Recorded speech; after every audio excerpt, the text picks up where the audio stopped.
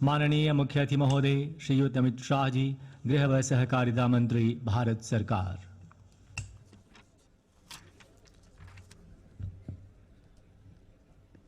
आज के इस गौरवपूर्ण कार्यक्रम में उपस्थित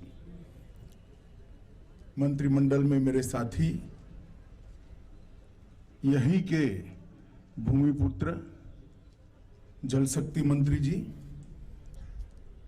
डीजी बीएसएफ पंकज सिंह जी, उपस्थित सभी बीएसएफ के अधिकारीगण जिन्होंने आज शानदार परेड में हिस्सा लिया है और जो अपनी चुस्तता के लिए बधाई के पात्र है, ऐसे सभी जवान भाइयों बहनों, उपस्थित सभी बीएसएफ परिवार के परिवारजनों और जैसलमेर के उपस्थित सभी आज बीएसएफ के निमंत्रण पर, हमारे निमंत्रण पर आए हुए सभी नागरिक भाइयों बहनों को मेरा नमस्कार।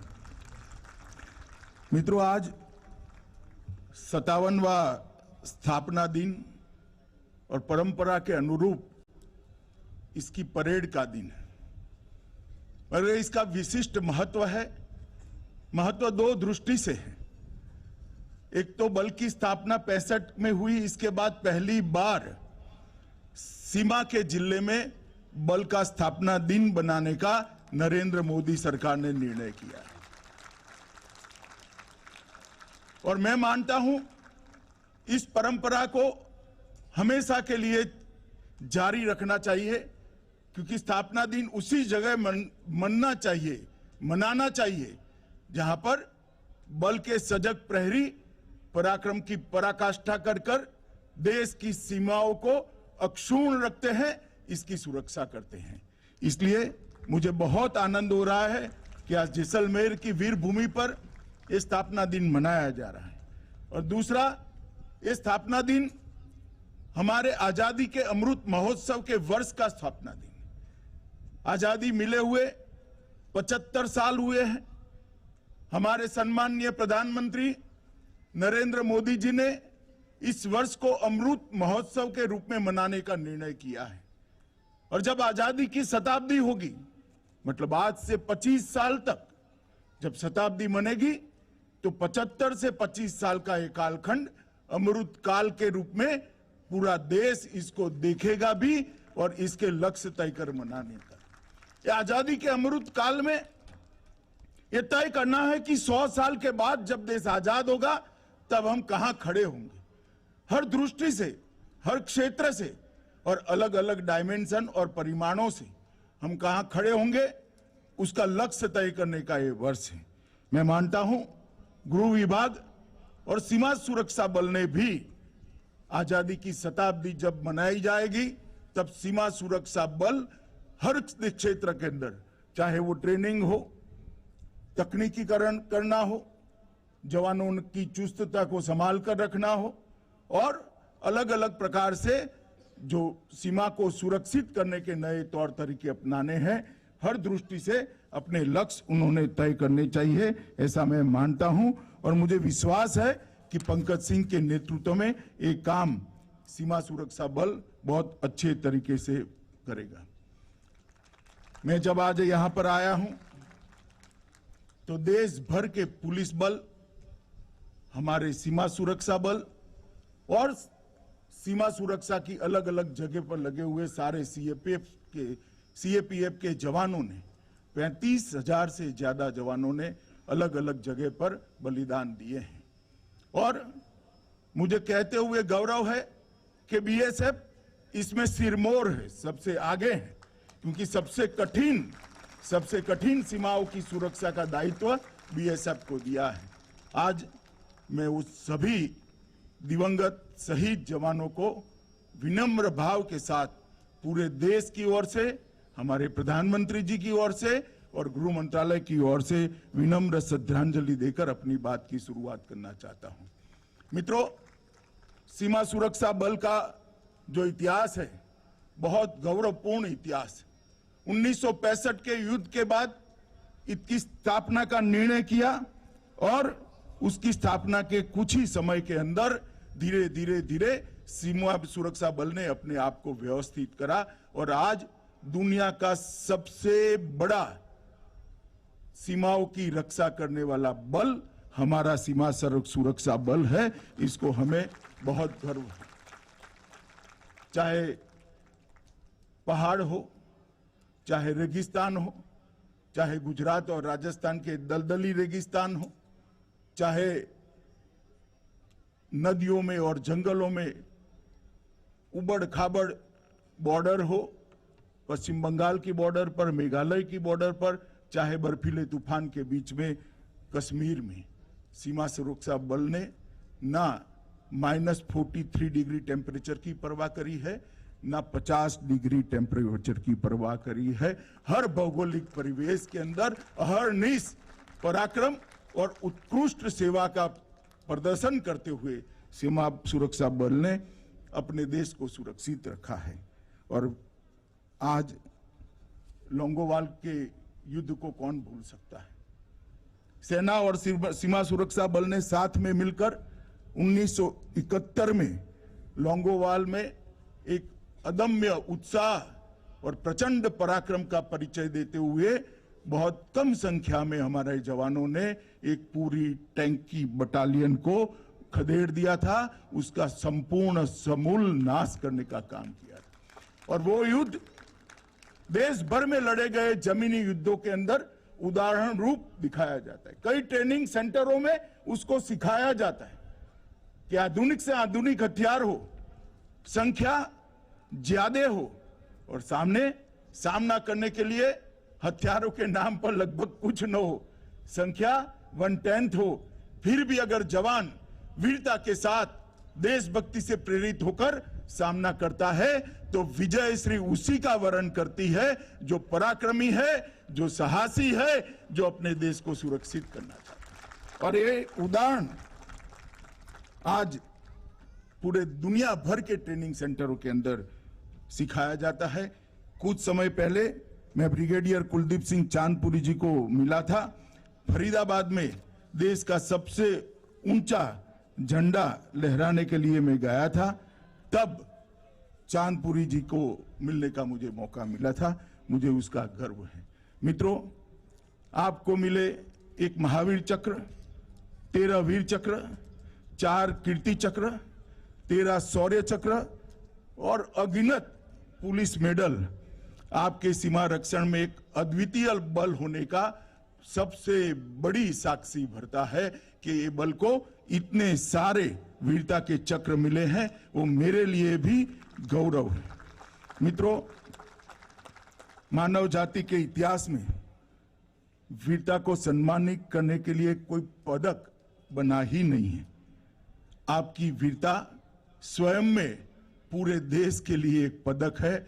इससे ज्यादा परिचय में आपकी वीरता का नहीं दे सकता। और मुझे पूरा भरोसा है कि राष्ट्रपति महोदय ने, प्रधानमंत्री महोदय ने जिस पराक्रमी बीएसएफ के जवानों को पदक लेकर पुरस्कृत किया है, जिनका सम्मान और गौरव किया है, वो केवल उन जवानों के लिए नहीं, समस्त बीएसएफ की 2,65,000 की संख्या वाले बल के लिए प्रेरणा का स्रोत हमेशा रहेगा। अटल जी के समय में एक निर्णय हुआ कि एक देश एक बल, देश से जुड़ी हुई सीमाओं के लिए एक बड़ा महत्वपूर्ण फैसला कर पूरी हौच पौच को समाप्त करने का काम किया गया। एक देश की सीमा पर एक ही बल होगा। और उस वक्त बीएसएफ के लिए उचित ही है, वैसे बीएसएफ के लिए सबसे कठिन सीमाओं का चयन किया गया। 4,165 किलोमीटर की बांग्लादेश की सीमा और पाकिस्तान की 3,323 किलोमीटर की सीमा। हम सब जानते हैं ये दोनों सीमाओं का रक्षा सबसे कठिन होता है, परंतु 193 बटालियन और 2.5 करोड़ से ज्यादा, लगभग 2,65,000 जवानों का आपका जो मजबूत संगठन है, उसने इस सीमाओं की बहुत अच्छे तरीके से सुरक्षा कर अपने आप को साबित करने का काम किया है। मित्रों, नरेंद्र मोदी सरकार, देश के प्रधानमंत्री सीमाओं के प्रहरियों के प्रति हमेशा संवेदनशील रहे। इन्होंने एक आयुष्मान योजना का प्लानिंग किया है, जिसके तहत देश के सभी सीएपीएफ को और उनके परिवारों को पूर्ण स्वास्थ्य कवर एक कार्ड से दिया जाएगा। स्वास्थ्य कवर पहले भी दिया जाता था, पूर्ण स्वास्थ्य कवर ही दिया जाता था, मगर इसके लिए इतनी बड़ी लिखाई पढ़ाई करनी पड़ती थी। तो जब सीमा पर जवान तैनात होता है, बूढ़ा बाप बीमार पड़ जाता है, छोटी बच्ची या बच्चा बीमार पड़ जाता है, बहुत चिंता होती थी। आज सभी परिजनों के लिए एक कार्ड देने का काम नरेंद्र मोदी जी ने किया है, जिससे कार्ड स्वैप करते ही आप 21,000 से ज्यादा अस्पतालों के अंदर आपके परिजनों का, आपका खुद का भी इलाज, बड़े से बड़ा इलाज बहुत अच्छे से करा सकते हो। कल ही मैंने सीमा पर रोहतास चौकी पर कुछ कार्ड का वितरण किया और बीएसएफ के सुरक्षा बल द्वारा 4.5 लाख स्वास्थ्य कार्ड अब तक वितरित कर दिए गए हैं और बहुत जल्द ही सभी के सभी स्वास्थ्य कार्ड देने का काम पूरा हो जाएगा। हाउसिंग सेटिस्फेक्शन के रेशियो को भी हम बढ़ाना चाहते हैं, इसके लिए ढेर सारी योजनाएं बनाई हैं। मुझे भरोसा है कि 2025 के पहले हाउसिंग सेटिस्फेक्शन रेशियो में हम काफी प्रगति करेंगे। केंद्रीय अनुग्रह राशि जो 35 लाख और 25 लाख की है, वो भी देने में अब चुस्तता हुई है। मेरे आंकड़े मुझे बताते हैं कि 1 महीने के अंदर इस राशि को हम शहीद के परिवार तक पहुंचा देते हैं, या तो जो जवान ड्यूटी पर अवसान हुआ है उसको पहुंचा देते हैं। हवाई कुरियर सेवाएं शुरू की है। केंद्रीय पुलिस कल्याण भंडार को भी और चुस्त दुरुस्त किया गया है। और अभी जब कोरोना का काल आया, तब हमारे सभी सीएपीएफ ने और देश भर के पुलिस बल ने अपना एक मानवीय चेहरा पूरी दुनिया के सामने रखा है। अगणित हमारे साथी कोरोना में लोगों की सेवा करते करते खुद कोरोना ग्रस्त होकर उनका मृत्यु भी हुआ है।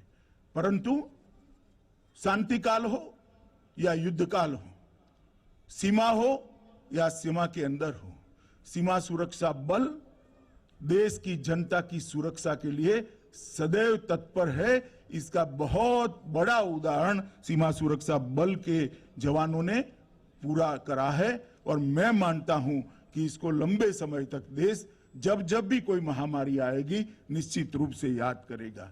दूसरे एक पहलू पर भी मैं ध्यान दिलाना चाहता हूं कि सीमा सुरक्षा बल और हमारे सभी सीएपीएफ के जवानों ने मिलकर 2 साल के अंदर लगभग 2.5 करोड़ वृक्षों को न केवल बोने का काम किया है, वृक्षारोपण किया है, उसको पूर्णतया सुरक्षित करते हुए 100% वृक्ष बड़े हो, इसके लिए भी काम किया। और पहली बार वैज्ञानिक तरीके से सभी सीएपीएफ ने बल के हर जवान को एक एक वृक्ष के साथ जोड़ते हुए ये वृक्ष लगाए हैं। इसकी चिंता भी हो रही है, इसका रखरखाव भी हो रहा है और जो वृक्ष टिक नहीं पाते थे उनको फिर से लगाने का भी एक बहुत बड़ा आयोजन किया है। मैं सीमा सुरक्षा बल के डीजी के माध्यम से सभी सीमा सुरक्षा बल के जवानों को इसके लिए बहुत बहुत बधाई और साधुवाद देना चाहता हूं। मित्रों, मोदी जी के नेतृत्व में 2014 से देश की सीमाओं की सुरक्षा को एक अलग प्रकार की गंभीरता से भारत सरकार ने लिया है और जहां जहां पर भी सीमा पर अतिक्रमण करने का प्रयास हुआ, जहां जहां भी हमारे सीमा सुरक्षा बल या कोई सीएपीएफ के जवान पर घात करने का प्रयास हुआ, हमने तुरंत ही जवाबी कार्यवाही की है और हमारे जवान और हमारी सीमा दोनों को कोई हल्के से नहीं ले सकता। इसका उदाहरण भारत ने हमेशा पूरा करने का प्रयास किया है। जब उरी में हमला हुआ, पुलवामा में हमला हुआ और उसी वक्त भारत सरकार ने मोदी जी के नेतृत्व में एक मजबूत निर्णय करते हुए एयर स्ट्राइक और सर्जिकल स्ट्राइक कर उसका जो जवाब दिया, इसकी पूरी दुनिया भूरी भूरी प्रशंसा करती है। मित्रों, कोई भी देश तभी प्रगति कर सकता है। कोई भी देश तभी जाकर दुनिया में आगे बढ़ सकता है और कोई भी देश तभी अपनी संस्कृति को पनपा सकता है, फला फूला सकता है, जब वो सुरक्षित हो। और आप देश की सुरक्षा सुनिश्चित करने वाले जवान हैं। पूरा देश आप पर गर्व करता है और भारत की सरकार के लिए मोदी जी के नेतृत्व में सीमा सुरक्षा का मतलब ही राष्ट्रीय सुरक्षा है। तो आप सदैव ये बात को याद रखिए कि आप सीमा की सुरक्षा कर रहे हैं, इसके साथ साथ पूरे देश को सुरक्षित कर कर दुनिया में अपना स्थान सुनिश्चित करने के लिए एक अच्छा प्लेटफॉर्म देने का काम भी आप कर रहे हैं। वो मुझे आप लोगों को इसलिए बताना है कि ये सीमा सुरक्षा पर की कठिनाइयां ही अपनी भारत माता को पूरे विश्व में सर्वोच्च स्थान पर आरूढ़ित करने के लिए एक प्लेटफॉर्म पूरा करती हैं। मित्रों, हमने कई प्रकार की नई तकनीकों को अपनाया है। पंकज सिंह जी ने अपने अभिभाषण में इसका जिक्र किया है, मैं ज्यादा कहना नहीं चाहता। मैं बल को इतना ही आश्वासन देना चाहता हूं कि विश्व में उपलब्ध सर्वोच्च तकनीक आपकी और सीमा की सुरक्षा के लिए सीमा सुरक्षा बल को उपलब्ध कराई जाएगी। ये सरकार का कमिटमेंट है और सरकार उस दिशा में काम करेगी। ड्रोन का भी खतरे की जिक्र हुआ। ड्रोन के खतरे को निपटने के लिए, ड्रोन प्रतिरोध प्रणालियां बनाने के लिए सीमा सुरक्षा बल, हमारा एनएसजी और डीआरडीओ तीनों मिलकर प्रयास कर रहे हैं। हमारे वैज्ञानिकों पर मुझे पूरा भरोसा है, कुछ ही समय के अंदर हम स्वदेशी ड्रोन को कंट्रोल करने वाली प्रतिरोध प्रणाली बनाने में सफल होंगे और इसका भी हम तुरंत ही निपटारा करेंगे। मित्रों, अभी अभी भारत सरकार ने ढेर सारे कदम आपके यहां जो जगह खाली है उसके लिए उठाए हैं। 50,000 जवानों की भर्ती का काम पूरा हो गया है, उनकी ट्रेनिंग चालू हो गई है और आगे पर भी हम इसको बढ़ाने के लिए निश्चित प्रयास करेंगे। मित्रों, सीमा की सुरक्षा के लिए, अच्छे इंफ्रास्ट्रक्चर के लिए सड़क निर्माण का जो बजट था वो 2008 से 2014 लगभग 23,000 करोड़ था और 2014 से 2020 तक नरेंद्र मोदी जी के प्रधानमंत्री बनने के बाद 23,700 करोड़ से बढ़ाकर 44,600 करोड़ का करा है। यही बताता है कि सीमा की सुरक्षा के अंदर इंफ्रास्ट्रक्चर पूरा करने के लिए नरेंद्र मोदी सरकार कितनी कटिबद्ध है। मित्रों, राजस्थान की लगभग 1070 किलोमीटर लंबी अंतर्राष्ट्रीय सीमा में भारत माला प्रोजेक्ट से राजस्थान में सड़कों का जाल बिछाया जा रहा है। पूरे देश में भारत माला प्रोजेक्ट के तहत बनने वाली सड़कों से 24,800 किलोमीटर सड़कें बनानी है। कल ही में भारत माला प्रोजेक्ट में बनी हुई सड़क पर अंतिम चौकी पर जाकर आया हूं, तब मुझे मालूम पड़ा कि मोदी जी ने जो फैसला लिया है वो सीमा सुरक्षा के लिए कितना उपलब्ध है, उनकी उपलब्धता के लिए, जवानों की चीजों की उपलब्धता के लिए कितना अच्छा है। अटल सुरंग को राष्ट्र को समर्पित किया, 6 सालों से काम नहीं होता था, वो मोदी जी के समय में ही हुआ और लगभग 14,450 किलोमीटर रोड 2007 से 2020 तक बनाने का काम, सीमा के रोड बनाने का काम हमने पूरा कर दिया है और इसमें 7,270 मीटर लंबे पुल बनाए हैं। इससे आपको मालूम पड़ेगा कि किस प्रकार की लेवल से ये फैसले हो रहे हैं। क्रिटिकल बॉर्डर प्रोजेक्ट हेतु भूमि अर्जन को आसान बनाने के लिए गृह मंत्रालय को भूमि अर्जन का और पुनर्वसन और पुनर्व्यवस्थापन का काम सरकार ने घोषित किया है। इससे और आगे पर सरलता होगी। मित्रों, हमारी सीमाएं जितनी सुरक्षित होगी, सीमावर्ती क्षेत्र भी इतना ही सुरक्षित होगा। और सीमावर्ती क्षेत्र को सुरक्षित रखना है तो सीमावर्ती क्षेत्र के भाइयों बहनों के लिए, वहां के नागरिकों के लिए ढेर सारी योजना नरेंद्र मोदी सरकार ने बनाई है।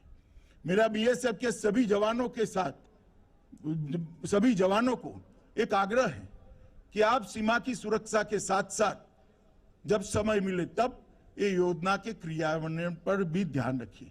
डिस्ट्रिक्ट कलेक्टर के साथ चर्चा कर सबके घर में बिजली पहुंची या नहीं पहुंची, सबके घर में शौचालय पहुंचा है या नहीं पहुंचा है, सबको अपना स्वास्थ्य कार्ड मिला है या नहीं मिला है, मुफ्त राशन जो भेजा जा रहा है वो नागरिकों को मिलता है या नहीं मिलता है, इसकी भी आपको चिंता करनी पड़ेगी। तभी जाकर सीमा पर रहने वाले हमारे सभी नागरिकों को जब हम खुशहाल रखेंगे, उनकी सुविधा में बढ़ोतरी करेंगे, तो अपने आप में सीमा की सुरक्षा करने में आपको बहुत सहायता मिलेगी।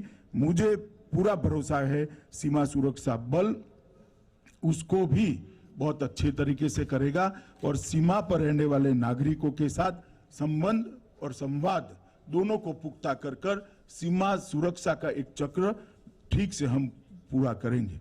मित्रों, फिर से एक बार मैं बलिदानी सभी सीमा सुरक्षा बल के जवानों को बहुत विनम्रता के साथ और भावना के साथ श्रद्धांजलि अर्पित करता हूं।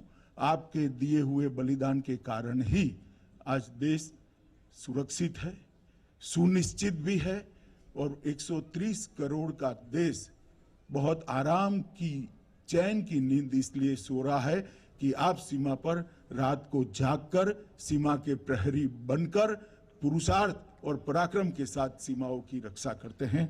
मैं आपके अदम्य उत्साह और पराक्रम को नमन करता हूं और आप सभी को स्थापना दिन की फिर से एक बार बहुत बहुत बधाई देकर मेरी वाणी को विराम देता हूं। वंदे मातरम।